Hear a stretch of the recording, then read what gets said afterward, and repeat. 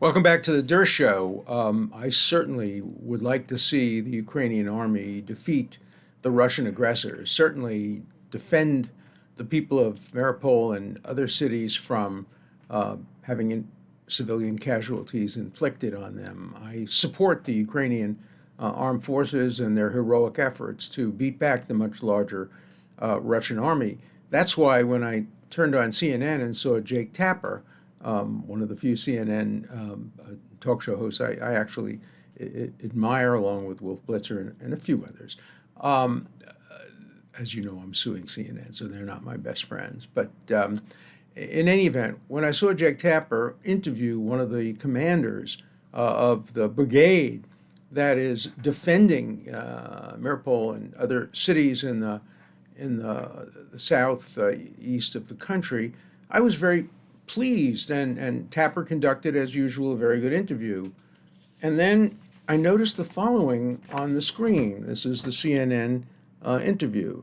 And look closely on the chest of the brave soldier, and you'll see a symbol. I'll do a close up. I took screenshots of it because I was so upset. This is the symbol. It's the yellow symbol I'm talking about, not the eagle or the bird, but the yellow symbol, which I know what it is, and I'll tell you about it in a second. And then I discovered that there's a brigade. The brigade defending that part of Ukraine is called the Azov Brigade, and here is its symbol. It flies this flag. Now, what is this symbol? This symbol is called the Wolfsangel, and it was the symbol of various divisions of the SS. The SS were, of course, the horrible war criminals who engaged in genocide during the Second World War. And the SS proudly wore this symbol, and it's become a symbol for neo-Nazis all over the world. Neo-Nazi groups in every part of the world, in the United States and France and Australia and Canada, show this symbol. It's become synonymous with support for Nazism. It bears a slight resemblance to a kind of swastika on its side, but that's not the point. The point is it was the symbol worn by the SS, which was the symbol of the worst of Nazi genocide. And so I began to do some research on this, and it tells a sad, sad story. A story of a brigade, a brave brigade, that's doing a terrific job in beating back the Russians, but it has many, many Nazis in it, including in its leadership. And when people have said, why do you insist? You know, they claim they've been denazified. They claim that they're no longer Nazis, that there are some Nazis in the organization, but not in the leadership anymore. Why are they still wearing that symbol? Why are they showing that symbol on CNN? Why are they wearing it into the battle? And the answer they give is that the people in the brigade want that symbol. Well, what does that tell you? What if they wanted a pure Nazi swastika symbol, or a symbol of a noose standing for what happened to African American people during the lynching period? Why? Why is Zelensky allowing this Nazi symbol to be used as the official symbol of the official army of the Ukraine in that part of the country? Well, you know, the answer is this is wartime, and we have to do what's best for Ukraine, and what's best for Ukraine is to allow whoever wants to fight for Ukraine, regardless of what their beliefs are, regardless of what their symbols are. No, no, no. These are not people who are just joining up to fight the Ukraine. This is an official branch of the Ukrainian army. It's been in existence for many years now, and it's been doing a lot of the fighting in that part of Ukraine, and it's been tolerated. I guess the answer that you would get if you sat down for a drink with Zelensky and he were being honest with you, he would probably say, look, I don't like this symbol. I wish they didn't use it, but I can't, in the middle of a war, make demands on a group of soldiers that are fighting for the survival of civilians and the survival of Ukraine. Yes, you can, and you should. Zelensky is making lots of demands on the world, and they're important demands, and they're correct demands. He wants the world to put Russian generals and the Russian leaders on trial for war crimes. That's right. even if it's not in the interests of some other countries to do that, put principle before interest. He condemns some countries in the world for placing their own interests, their own strategic interests, above those of Ukraine. All right, he may have a right to demand that, but if he's going to demand moral purity, if he's going to demand that countries not have interests, you remember as Dean Acheson once said, countries don't have principles, they just have interests. And he is asking countries to put the morality of the Ukrainian situation before their interests, and he's right to do so. But he can't sit back and just allow the Nazi symbol to become a symbol of heroism. I was disappointed that Jake Tapper, who knows, because CNN actually ran a story on this brigade, the Azov brigade, about a month earlier. He knows what this symbol is, but he didn't bring it up. Obviously he doesn't want to diminish the heroism of these folks. Well, remember too, Nazi soldiers were heroic. They did heroic things, individual soldiers, if you accepted the values of Germany and Nazism. So terrible people can do heroic things, and people with terrible values can do heroic things. But Ukraine today can't afford to have Nazis carrying their banners into battle if these banners represent Nazism. First of all, it's stupid. It gives some credibility to Putin's absurd claims that the reason that he's fighting in Ukraine is to denazify a country with a Jewish leader. It's an absurd claim, but when you see this symbol, you say to yourself, well, there's a little bit of truth to that. It's not denazification of Ukraine, but what is Ukraine doing? The other answer that's given is there are Nazis in every army. There are Nazis in the American army. Yeah, there are.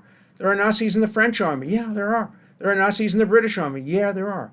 But no other country in the world, no other country since the Second World War has allowed its soldiers to go to battle wearing Nazi symbols. Mr. Zelensky, if you don't understand the difference between not purging your army of individual Nazis and having an entire brigade go to battle under this flag, under this horrible flag, which now represents the country of Ukraine in battle. There's a big difference, and you can't do that. You can't allow that to happen. And of course, Zelensky has been blind, deaf, and dumb when it comes to the Ukrainian complicity in Nazism. He berated Israel in the Knesset. If he weren't Jewish, I would accuse him of anti-Semitism. He berated Israel in the Knesset for not doing for Ukraine what the Ukrainians did for Jews during the Second World War. Well, God forbid anybody should do to Ukraine what Ukraine did to Jews during the Second World War. Zelensky is either blind or ignorant of history. I like him. I think he's a great leader.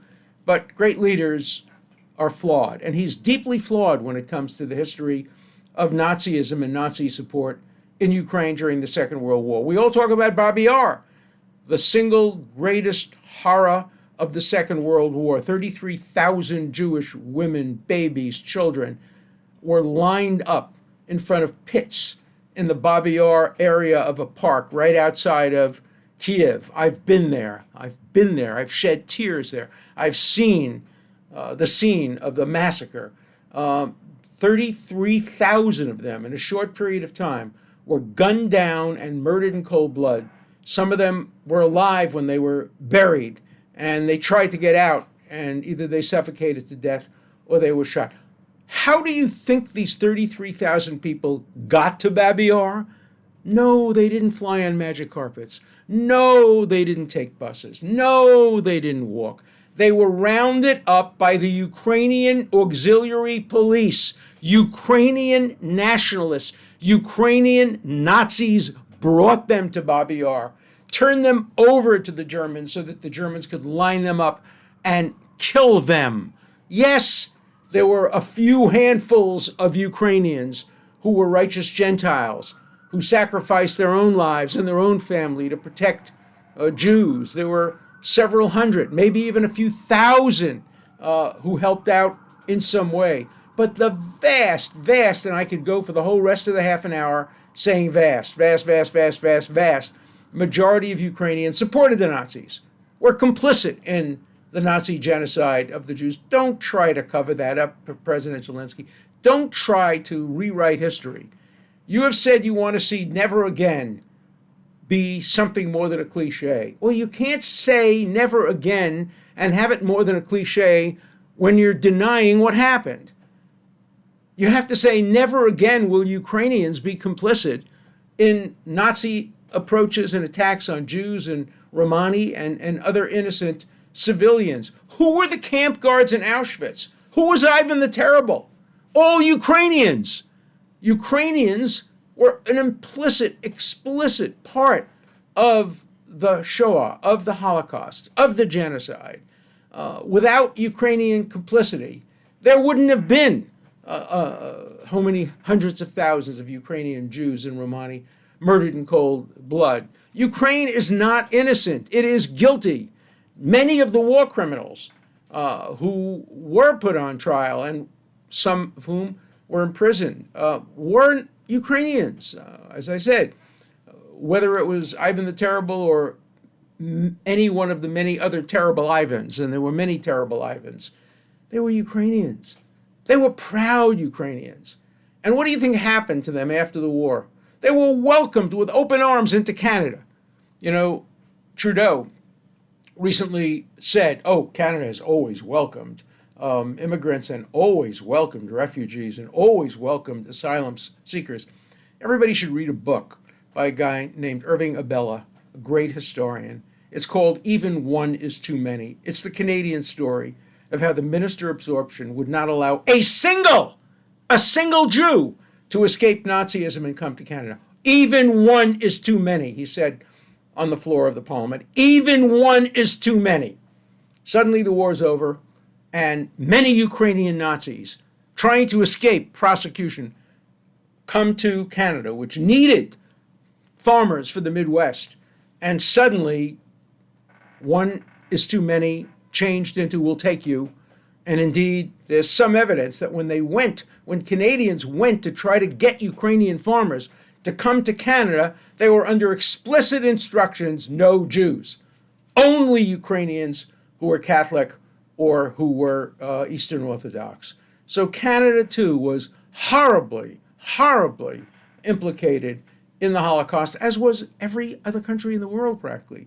The United States turned away the St. Louis, which could have saved hundreds of people from being murdered in the Holocaust. No country behaved proudly or perfectly during the Holocaust, but Ukraine was among the worst of all. Among the worst of all. So President Zelensky, don't lecture Israel about how Israel should do to Ukraine what Ukrainians did to the Jews of Ukraine. You don't want to wish that on anybody. Nobody should do to anybody what the Ukrainians did to the Jews during the Second World War. And you have a special obligation, Ukraine. And you have a special obligation, President Zelensky. It doesn't matter what your religion is. It doesn't matter whether your grandparents were Jewish, your parents were Jewish. It doesn't matter. You could be the most religious Eastern Orthodox president of Ukraine. You still have an obligation not to honor Nazis.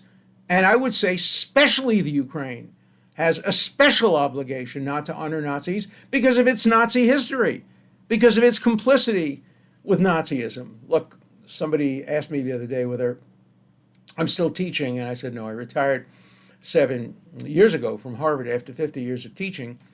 And somebody said, if a school wanted you to come back and teach one course out of retirement, what would it be? And I thought about it, and I said, yeah, what I would teach us a course on, there's no such thing as perfectly good. Nobody is perfectly good. As I mentioned once before, the suffragette movement was racist and anti-Semitic and nationalist and anti-immigrant and a range of other very, very bad things. Every movement is flawed, deeply flawed. As Eric Hoffa said, starts as a cause, becomes a movement, and it becomes a racket, and it also becomes intolerant of others who who disagree. And so I actually taught about this in previous courses that I taught at Harvard College. I taught a course called Where Does Your Morality Come From?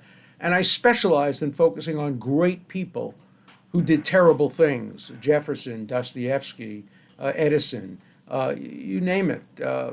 It was very hard to find a perfect hero. In fact, I would challenge the students every week: come up with a perfect hero. Oh, Nelson Mandela. Well, early in his life, he was a terrorist. Mahatma Gandhi. Mahatma Gandhi was a horrible racist. When he was a South African lawyer, he preached the racial inequality of black people and considered himself an Aryan. My kids like to tease me because anybody you say something good about, I'll find something bad about them. Not because I'm a naysayer, it's because I don't believe in heroes. All heroes have clay feet. There's no such thing as a perfect person. There's no such thing as a perfect cause. There's no such thing as perfection. The perfect is the enemy of the good. Don't aspire to perfection. You'll never reach it. Aspire to be better than you could otherwise have been. Aspire to improve yourself. Aspire to do good things, but don't try to proclaim yourself as perfect, because you'll be exposed as a fraud. So that's the course I would teach, and it would disillusion everybody, and that would be my goal. I want you to be disillusioned. I don't want you to come away thinking they're great heroes and they're flawless and they're perfect and nothing bad can be said about them. Elected officials, mostly we vote for the lesser of the two evils when we vote in elections. Sometimes we get very good choices. That's not as common as one would think in a democracy. The recent election in France clearly was an election about whether we don't like Le Pen more than we don't like Macron, and people didn't like Macron a little less than they didn't like Le Pen. But neither of them were winning any popularity contests. Today in the United States, I like Biden. I think he's doing a good job. What is his rating? It's around, I don't know, 40% or something like that. It's far from perfect. It's far from Hall of Fame. When's the last time we had a Hall of Fame president? Certainly not in my lifetime, and not in the lifetime, I think, of my parents and grandparents. You go back into the history of anybody: Woodrow Wilson, racist. You go back to the history of John Kennedy. You go back to the history of Lyndon Johnson, Jimmy Carter. They all had deep, deep flaws. Some of them hid their flaws better than others. Some of them didn't allow their flaws to influence their conduct in office. But you show me a flawless president, and I'll show you a fictional character, maybe from a TV program on the West Wing or somewhere else. But you're not going to show me a real life president or a real life politician who comes close to perfection. And we shouldn't expect that of Zelensky. But Zelensky can do better. And he has to get rid of that symbol. He cannot allow the defenders of Mariupol, who are heroes, to be heroes wearing a variant of the swastika and a symbol of the genocide against the Jews, the Romani people, and others during the Second World War. That is immoral, and that is wrong. And don't expect people to defend a country that is flying a Nazi flag. That's asking too much of people whose relatives suffered under Nazism from the Ukraine. So we have a right to demand more of Zelensky. You will be critical of this. You will say in the wartime, look, the first casualty of war is truth, morality, normalcy. Look at the terrible things we did. During the Second World War, we imprisoned 110,000 Japanese American citizens and residents just because of their national origin. We also imprisoned Italians and Germans in lesser numbers during the Second World War. We took away property of people without due process. We executed some people who were accused of spying without a trial, even though one of them was an American citizen. Don't expect perfection during wartime. But this is different. This is a televised war, and you cannot allow your battalion to go to war wearing symbols of Nazism and carrying the flag of Nazism and expect full-throated support from good people, decent people, people who have suffered from Nazism, and virtually everybody suffered from Nazism. So that's my message to President Zelensky. I wish you well. I wish you good luck. I want you to win. Whether you take my advice or not, I still want you to win. But if you allow Mariupol to be defended by people wearing a Nazi swastika, it will hurt your cause enormously. And I have the right to expose you and do that and make sure that the world holds you to your high principles. If you want never again to really count and not be simply a slogan, then you have to be the first one to act to make sure never again. Never again means never again shall Nazi symbols be allowed to be worn on the uniform of a democratic country like Ukraine. So shape up, do the right thing, be moral, and get rid of those hateful symbols. Okay, let's see what my friends on the comment section have to say today. You know, it's interesting. I wish Elon Musk would read some of my comments, because he'll see what he's opening himself up to.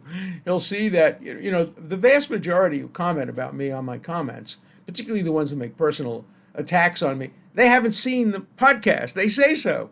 I wouldn't watch this podcast. He's a pedophile. I wouldn't watch this podcast. He's a Jew. I wouldn't watch this podcast. He thinks that Trump actually lost the election. I wouldn't watch. But then you're writing the comments. I should really limit my reading of comments to people who've watched the show. Of course, I don't know for sure who's watched the show, but I try to do that. And so let's turn to some of the comments now. Well, I'm not Dersh. Oh, no, here's the question. Question to Dersh. Could the government be sued after the government required media or social media to correct or suppress information? Is such suppression a violation of the First Amendment? Yes, it is. The government cannot suppress free speech on the internet, and the government cannot compel the private internet to correct errors on free speech. There's a United States Supreme Court decision pretty directly on point. The Miami Herald, to its everlasting shame, refused to publish a letter to the editor from somebody who had been defamed by the newspaper. The Miami Herald, which specializes in defamation, has done it for many years and has often been an irresponsible newspaper when it comes to defamation. But somebody wrote, a politician was defamed, and he said, I want to write a letter to the editor correcting the record. And the Miami Herald said, no, we're not going to print your letter to the editor. And he sued and went up to the United States Supreme Court. The United States Supreme Court basically said, of course they should print the letter to the editor. That's what good journalism requires. But the First Amendment is not about good journalism. And so we can't compel the government. The government can't compel the independent newspaper, the Miami Herald, to publish a true response to a false story. And so the answer, I think, is fairly clear. And then there was a second comment right after that. Well, I'm not Dersh, but no, the government can't, but the government can't be, but no, the government can't be sued. In the United States, the federal government has sovereign immunity, and it can't be sued unless it raises that immunity. Pretty sure that's right. Pretty sure that's wrong. It's not right. The government can be sued. The government's sued every day. If you violate the Constitution, if you violate the First Amendment, the Fifth Amendment, the Sixth Amendment, you can be sued. There are limits on suing the government for damages, but there are no limits on enforcing government entities to comply with the Constitution. So if Twitter was required by the Justice Department or the FCC or somebody to correct an erroneous speech, they could sue the government, and they would, I believe, win. Mr. Dershowitz, do you agree with Musk when he said that Twitter is the new digital town square? Yes, I do. I think Twitter is among the digital town squares. And of course, you can get up in the Times Square and babble. Have you ever been to Hyde Park? Most of the people who speak in Hyde Park are either certified to be insane or racist or just nuts, just bonkers. But they get up there with their crazy costumes and they espouse everything you can espouse, and nobody gets arrested for making those kinds of statements, because Hyde Park is the town square, and now we have a digital town square. Twitter is among them. Obviously, there are other platforms that constitute, together with Twitter, town square. Twitter may be the most important one because it came up with this cockamamie idea, which I don't like, but which has proved to be a great business model, of limiting the number of letters or words that you can use in a tweet. And that really attracts the current generation of people who have an attention span of about 10 seconds. And so Twitter recognized that and recognized people can't read books anymore. Books actually have pages. You know, my books are like 100, they're short, 150, 200 pages. Who's going to sit down and read 150, 200 pages? All we need is a few letters and a few words, and that will convey the complexity of American life. That's what Twitter caught on to. It really is a terrible reflection of the mindset of most people around the world, but it seems to be accurate. Okay, next. If people want a safe space to exchange ideas without disagreement or interjection by others, there's a simple solution. Talk to the mirror. I agree with that. It's just silly and immature to expect a public billboard to be less than chaotic. Of course it's going to be chaotic. Of course there's going to be hate speech. Of course there's going to be disinformation. Of course there's going to be misinformation. That's what the First Amendment is all about, as Chief Justice Rehnquist said. The First Amendment does not recognize any such thing as a false idea or a false opinion. You can't stop something from being circulated under the First Amendment if it's an idea. The government at least can't stop that, and I want Twitter to operate the way the government operates. No restrictions on ideas. You want to espouse Nazism? Go ahead. You want to espouse communism? Go ahead. You want to espouse sexism? Anti-Semitism? You go ahead. Do all that, as long as there's an opportunity to respond. Would I have agreed with the Miami Herald case? Probably I'd have to, but very reluctantly. I do believe that the right to respond, the right to rebuttal, the right to answer is inherent in the principles of the First Amendment, but since the First Amendment doesn't allow the government to tell private entities what to do, the Miami Herald has the right to be wrong and a right to be bad journalists, which they have exercised over and over and over again. Okay. Hey, when I went to PS 189 in Brooklyn, I know it well, we would say a non-denominational prayer every day until some malcontents sued to stop it. Hey, I was one of those malcontents. I helped to sue it. First of all, there's no such thing as non-denominational prayer.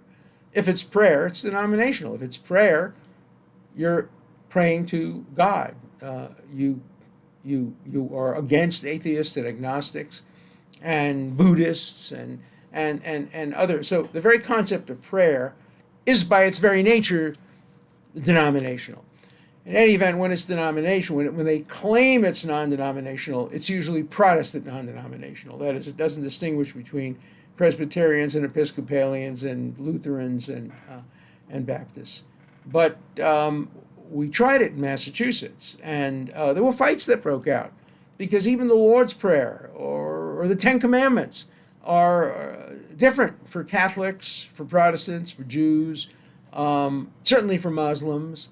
And so the very concept of a non-denominational prayer is an oxymoron and a contradiction in terms. And for me, the test of this Supreme Court decision, and I'm sorry that I think none of the justices raised this, at least none of the reports indicated they did. First question I would have asked if I were a justice to the school board, what would you have done if Coach Kennedy had gotten up in the middle of the court and said, now let's pray to Allah. I now will read you a prayer from the Sharia. And he starts with Allah Akbar and does a Muslim prayer. Or what if Kennedy says Baruch Atah and starts doing a Jewish prayer? You think the school board would permit that? No. The school board picked and allowed Kennedy to espouse prayer because it was Christian prayer. I don't know whether it was Catholic prayer or Protestant prayer or Presbyterian or Baptist prayer, but it was Christian prayer. And the test is whether they would have allowed an atheist to get up there and say, there is no God, or I doubt that there is a God. We won this game based on our own fortitude and experience, and those people who cross themselves when they score a touchdown are crossing themselves to a non-existent God. You think they'd allow that? Of course not. You think they'd allow Muslim prayer? Of course not. So we're not talking about prayer in the middle of the field. We're talking about denominational prayer, which can be coercive. Justice Kagan, who was my former student in first year criminal law, Justice Kagan did say that if you're invited to come and pray with the person who decides whether you get playing time or not, or whether you get an A or a B in math, you're going to feel maybe you want to go up there and pray, even though maybe praying in public isn't your thing. There is an implicit coercive impact when a coach or a teacher or a principal does that. And you can say, hey, we've crossed that bridge. Every day the Supreme Court starts its session with God save this honorable Supreme Court. On April Fool's, when I was a law clerk, we got the clerk, who was a very nice guy, to joke and just mumble. Nobody heard. The justices didn't hear it, only the clerks heard it. And he basically said, God save the Supreme Court. God save the United States. He said, here's what he said. God save the United States from this honorable Supreme Court. Instead of God save the United States and this honorable Supreme Court. On April Fool's Day, we got him to say, God save the United States from this honorable Supreme Court. Fortunately, the justices didn't hear it. We got a good laugh out of it. That was the end of it. But the Supreme Court opens with prayer. The House of Representatives opens for prayer. The Senate opens for prayer. That's all wrong. It's all in violation of the Constitution. Thomas Jefferson would not have countenanced it. He refused to have a day of thanksgiving and a day of prayer. Of course, he's not the only one who was among the founding fathers, but a purist view of the First Amendment, a view that I would take, would prohibit prayer in Congress, prohibit prayer, or by a minister opening Congress. Anybody can pray. Senators and congressmen really need to pray as hard as they can for their own salvation, but that's a private matter. But to have the Senate and the House of Representatives open with prayer, the Supreme Court open with prayer, is to me a violation of the First Amendment, but that's not what the Supreme Court has said. And I predict, remember, I don't predict outcomes based on my preference. My preference would be the Supreme Court would uphold the firing, or at least telling this coach you can't have public prayer in the middle of the football field after a game. I would hope they would do that, but they're not going to do that. They're going to find a way of upholding this kind of prayer and give Coach Kennedy his job back. So remember again, don't ask me to predict the outcome of a court and expect me to give my opinion. I'm not going to give you my opinion. I'm going to do an analysis of how I think the case will come out, and it will often be different from my opinion. Okay, so that's it for this week. Looking forward to seeing you next week. If you want to see me during the week, if you miss me on Thursdays, Fridays, Saturdays, and Sundays, just go in locals. And every day I express my views on a range of subjects, on Elon Musk. A guy I talked about today, what if George Soros had owned the paper? Who complained when Bezos bought the Washington Post? Now, of course, the Washington Post is not Twitter, but it's still an important media outlet. So let's try to have few rules for this show. No censorship, no hypocrisy. We're going to have hypocrisy, obviously, but I will not engage in hypocrisy. For me, every argument I make has to pass the shoe on the other foot test. And if you ever catch me not passing the shoe on the other foot test, call me on it. I don't think you're going to find me not passing the shoe on the other test. Shoe on the other foot test. Well, see you next Monday.